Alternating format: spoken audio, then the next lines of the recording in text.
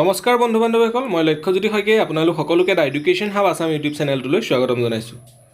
বন্ধু বান্ধৱীসকল, এই চেনেলটোৰ জৰিয়তে আগন্তুক দিনত হ'বলগীয়া যিকোনো ধৰণৰ কম্পিটিটিভ এক্সামৰ সহায় হোৱাকৈ বিশেষকৈ আগন্তুক দিনত হ'বলগীয়া আছাম ডাইৰেক্ট ৰিক্ৰুইটমেণ্ট অৰ্থাৎ অসমৰ প্ৰত্যক্ষ নিযুক্তিৰ যি পৰীক্ষা অনুষ্ঠিত হ'ব সেই নিযুক্তি পৰীক্ষাত সহায় হোৱাকৈ ভিডিঅ'সমূহ দি আহিছোঁ। আপোনালোকে যদি বৰ্তমানলৈকে মোৰ চেনেলটো ছাবস্ক্ৰাইব কৰা নাই তেনেহ'লে চেনেলটো ছাবস্ক্ৰাইব কৰি লওক আৰু ভিডিঅ'সমূহ যদি চাই ভাল পায় তেনেহ'লে লাইক কৰি দিব আৰু লগৰ বন্ধু বান্ধৱীসকলৰ সৈতে শ্বেয়াৰ কৰি দিব। বন্ধু বান্ধৱীসকল, আজি এই ভিডিঅ'টোৰ জৰিয়তে যিকোনো ধৰণৰ জব ৰিলেটেড এক্সামৰ বাবে অতি প্ৰয়োজনীয় সচৰাচৰ আহি থকা ভাৰতৰ কোনখন চহৰ কোনখন নদীৰ পাৰত অৱস্থিত তাৰ বিষয়ে অতি গুৰুত্বপূৰ্ণ কেইটামান প্ৰশ্নৰ আলোচনা কৰিম। গতিকে আহকচোন আজি এই ভিডিঅ'টো আৰম্ভ কৰোঁ।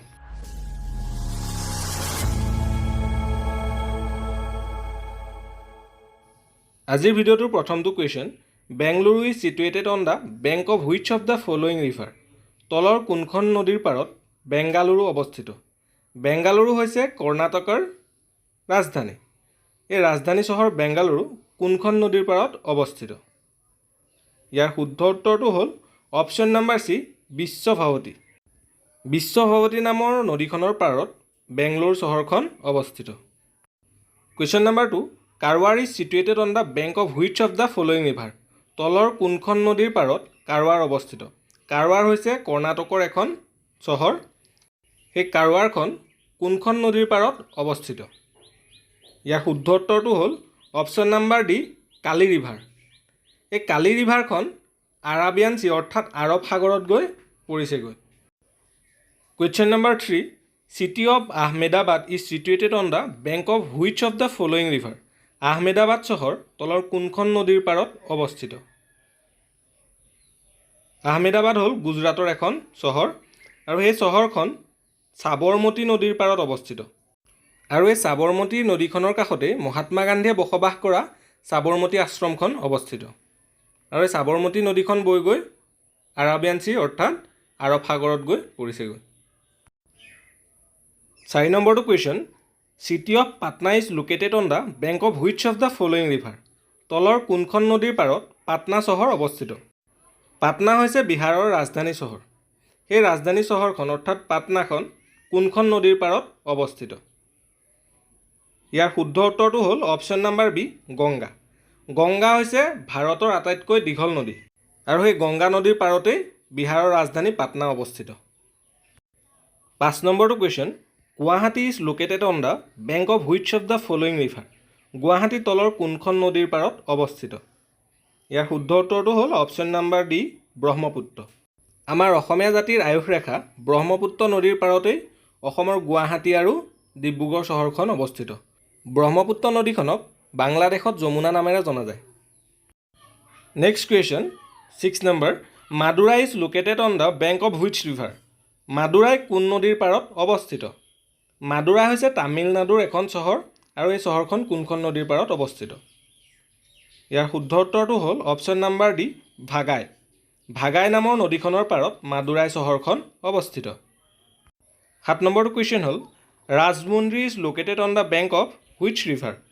ৰাজমুন্দ্ৰী কোনখন নদীৰ পাৰত অৱস্থিত? এই ৰাজমুন্দ্ৰীখন অন্ধ্ৰপ্ৰদেশৰ এখন চহৰ আৰু এই চহৰখন কোনখন নদীৰ পাৰত অৱস্থিত?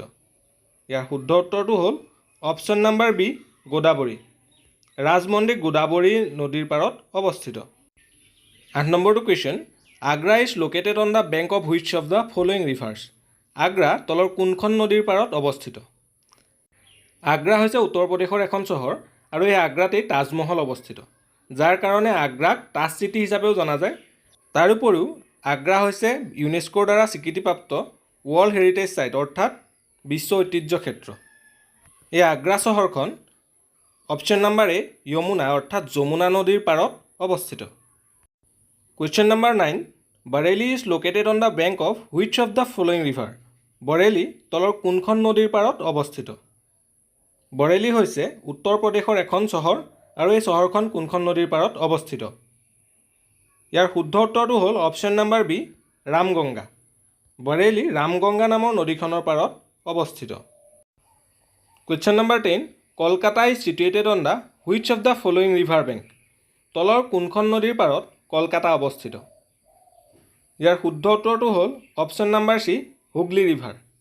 হুগলী নদীৰ পাৰত কলকাতা চহৰখন অৱস্থিত। এই হুগলী নদীৰ ওপৰতেই ফেমাছ অৰ্থাৎ বিখ্যাত হাওৰা ব্ৰিজখনো আছে। 11 নম্বৰটো question, Srinagar is located on the bank of which of the following reverse? Srinagar তলৰ কোনখন নদীৰ পাৰত অৱস্থিত?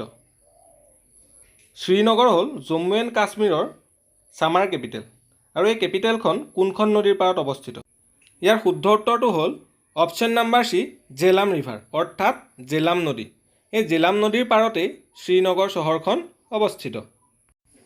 12 নম্বৰটো question, Delhi is located on the bank of which of the following reverse? Delhi তলৰ কোনখন নদীৰ পাৰত অৱস্থিত? দিল্লী হৈছে ভাৰতৰ ৰাজধানী। এই ৰাজধানীখন কোনখন নদীৰ পাৰত অৱস্থিত? ইয়াৰ শুদ্ধ উত্তৰটো হ'ল অপশ্যন নাম্বাৰ এ, যমুনা অৰ্থাৎ Yamuna.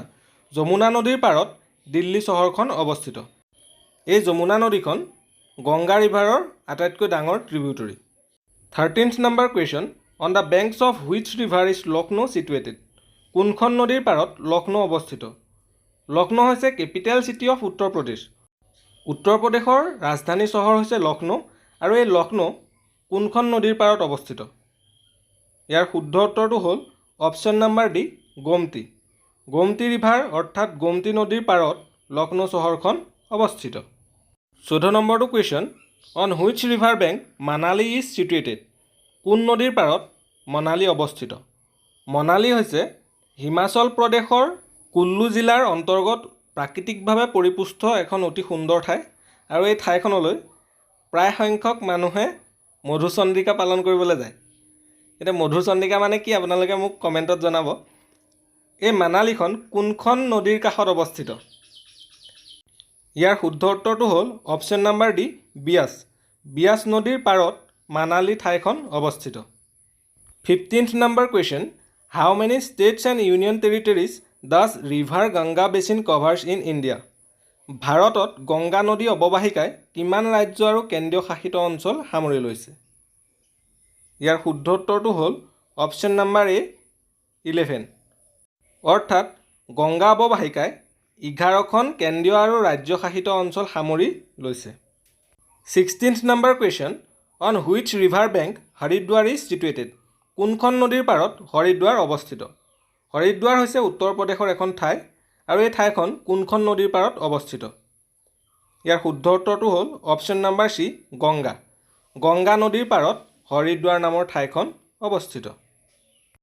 Next question, or 17th নম্বৰ question, Kanpur is a city of Uttar Pradesh is situated on which river bank? Kanpur হৈছে উত্তৰ প্ৰদেশৰ এখন চহৰ। এই চহৰখন কোনখন নদীৰ পাৰত অৱস্থিত? ইয়াৰ শুদ্ধ উত্তৰটো হ'ল অপশ্যন নাম্বাৰ এ, গংগা। গংগাৰ পাৰত কানপুৰ চহৰখন অৱস্থিত। 18th number question, Hyderabad is situated on which of the following river bank? তলৰ কোনখন নদীৰ পাৰত হায়দৰাবাদ অৱস্থিত? হায়দৰাবাদ হৈছে তেলেংগানাৰ এখন চহৰ। এই চহৰখন কোনখন নদীৰ পাৰত অৱস্থিত? ইয়াৰ শুদ্ধ উত্তৰটো হ'ল অপশ্যন নাম্বাৰ চি, মুচি ৰিভাৰ। এই মুচি ৰিভাৰখনক মুচিনুৰু ৰিভাৰ হিচাপেও জনা যায়, আৰু এই নদীখনৰ পাৰতেই বিখ্যাত চাৰমিনাৰ অৱস্থিত। 19th number question, Ayodhya is situated on which river bank? Ayodhya কোনখন নদীৰ পাৰত অৱস্থিত? অযোধ্যা হ'ল উত্তৰ প্ৰদেশৰ এখন ঠাই, আৰু এই ঠাইখন ভগৱান শ্ৰীৰামৰ জন্ম ঠাই হিচাপে জনা যায়। এই ঠাইখন কোনখন নদীৰ পাৰত অৱস্থিত?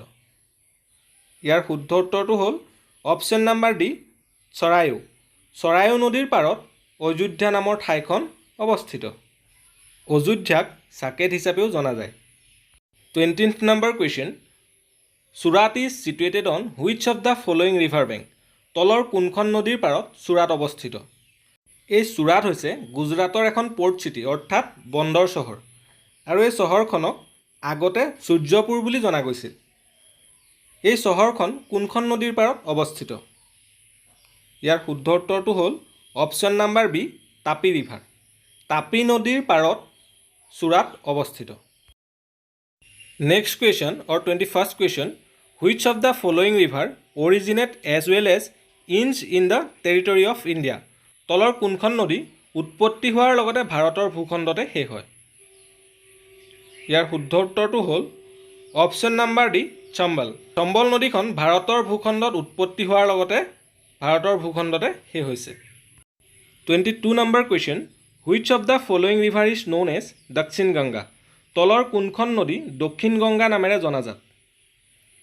ইয়াৰ শুদ্ধ উত্তৰটো হ'ল option number C Godavari. Godavari নদীখনক দক্ষিণ গংগা নামেৰে জনা যায়। এই গোদাবৰী নদীখন মহাৰাষ্ট্ৰৰ নাছিক ডিষ্ট্ৰিক্টৰ পৰা উৎপত্তি হৈছে আৰু এইখনক লাৰ্জেষ্ট পেনিনচুলাৰ ৰিভাৰ ছিষ্টেম বুলিও জনা যায়। 23 number question, Aizawl is situated on which of the following river bank? তলৰ কোনটো নদীৰ পাৰত আইজল অৱস্থিত? আইজল হৈছে মিজোৰামৰ কেপিটেল আৰু এই আইজল কোনখন নদীৰ পাৰত অৱস্থিত? ইয়াৰ শুদ্ধ উত্তৰটো হ'ল option number B Tlawng river, অৰ্থাৎ টুৱাং নদীৰ পাৰতেই আইজল অৱস্থিত। 24 number question, at which place does Alaknanda and Bhagirathi meet and take the name Ganga? কোন স্থানত অলকানন্দা আৰু ভাগীৰথী লগ হৈ গংগা নাম লয়? ইয়াৰ শুদ্ধ উত্তৰটো হ'ল অপশ্যন নাম্বাৰ এ দেৱপ্ৰয়াগ, অৰ্থাৎ অলকানন্দা আৰু ভাগীৰথী লগ হৈ গংগা নাম লোৱা ঠাইডোখৰৰ নাম হ'ল দেৱপ্ৰয়াগ। এই দেৱপ্ৰয়াগ উত্তৰাখণ্ড ৰাজ্যত অৱস্থিত। 25 নম্বৰ কুৱেশ্যন আৰু আজি এই ভিডিঅ'টোৰ শেষৰটো question, the river Indus flows through which of the following state in India? ভাৰতৰ তলৰ কোনখন ৰাজ্যৰ মাজেৰে সিন্ধু নদী বৈ গৈছে? ইয়াৰ শুদ্ধ উত্তৰটো হ'ল option number B Punjab. Punjab ৰাজ্যৰ মাজেৰে সিন্ধু নদীখন বৈ গৈছে। বন্ধু বান্ধৱীসকল, আজিৰ ভিডিঅ'টো ইমানেই। আপোনালোকে যদি মোৰ ভিডিঅ'সমূহ চাই ভাল পাইছে তেনেহ'লে চেনেলটো ছাবস্ক্ৰাইব কৰি দিব, ভিডিঅ'সমূহ লাইক কৰি দিব আৰু লগৰ বন্ধু বান্ধৱীসকলৰ সৈতে শ্বেয়াৰ কৰি দিব। ধন্যবাদ।